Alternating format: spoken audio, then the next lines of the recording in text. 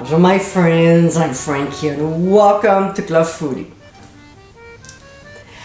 As the end of the year approaches, I like to have friends over and serve them a beautiful meal. If you're like me, I want to enjoy myself. Therefore, I want a nice, uncomplicated dish packed with flavor.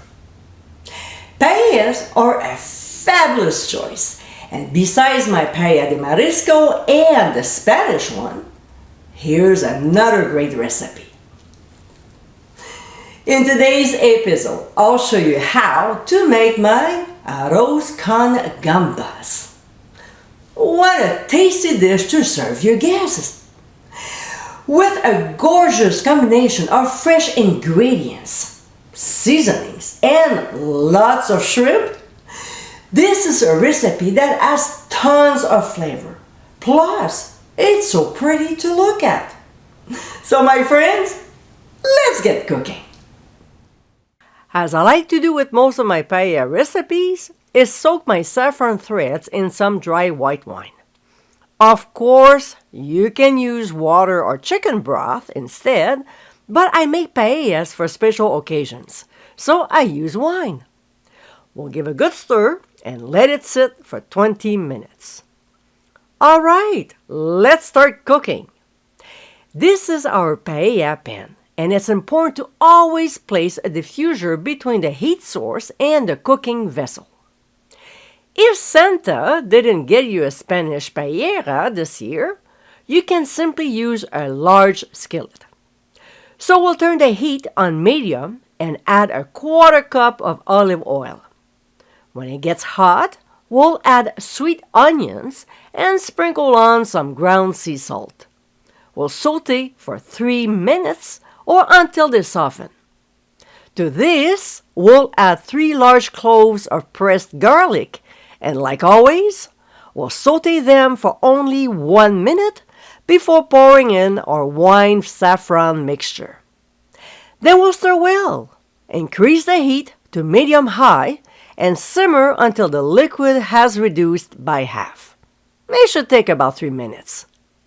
Next, we'll add a can of diced tomatoes and also some roasted red peppers. We'll stir to combine and bring the mixture back to a simmer. We'll now season with mild paprika as well as hot paprika, a little more ground sea salt, and freshly ground black pepper. We'll blend the seasonings into the mixture and then add the star of the dish, Bamba rice. Probably many of you would say that it's the shrimp. I think it's the rice because it's the key for a perfect paella. We'll stir the rice very well, making sure that all the grains are well coated with the mixture. Then spread it out evenly and let it sit like that for 2 minutes. Next, we'll add the warm broth. You can either use fish or chicken. And with the back of the spatula, or shaking the pan, we'll make sure that the broth is evenly distributed. As much as it's tempting to stir it, we won't, because what we want is to have a crust forming at the bottom. And that, my friends, is called socorat. It refers to that toasted, crispy, and savory crust at the bottom of the rice when it's done. Achieving it is an indication of a perfect paella. But I don't care for it. So if that's what you like, go ahead. In the meantime, I will stir my mixture. So we'll set our timer for 7 minutes and let it simmer. We'll reduce the heat to medium-low and let it cook for another 7 minutes. When time is up, if we see that our rice is on the dry side, we'll pour in a little bit more broth. I'm adding a 1/4 cup. To this, we'll add our frozen peas, and to make sure that it's well distributed, we'll stir. On the blog, I give my point of view about socorat. And if you really, really want it, then don't stir. We'll bring the heat back to medium and set the timer for 2 minutes. Now, we'll place the shrimp neatly in the pan. There's a lot, about 2 dozen, so we'll put them close together. Not too close though, they need some breathing room.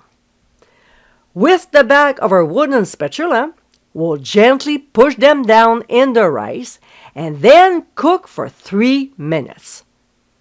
When time is up, we'll remove from the heat, cover tightly with aluminum foil so the heat doesn't escape, and then place a clean dish towel on top.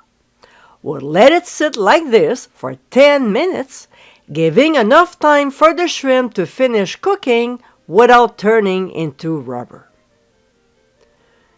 And my friends, this is our arroz con gambas. Paellas to me are festive, and this recipe is perfect to make during the holidays or any other celebrations. It's colorful, delicious, and also easy to make. Want to make something different for New Year's? This is the dish to serve. I hope you give it a try soon, and be sure to visit clubfoodie.com for ingredient amounts, directions, and more info. Until next time, my friends, bon appétit!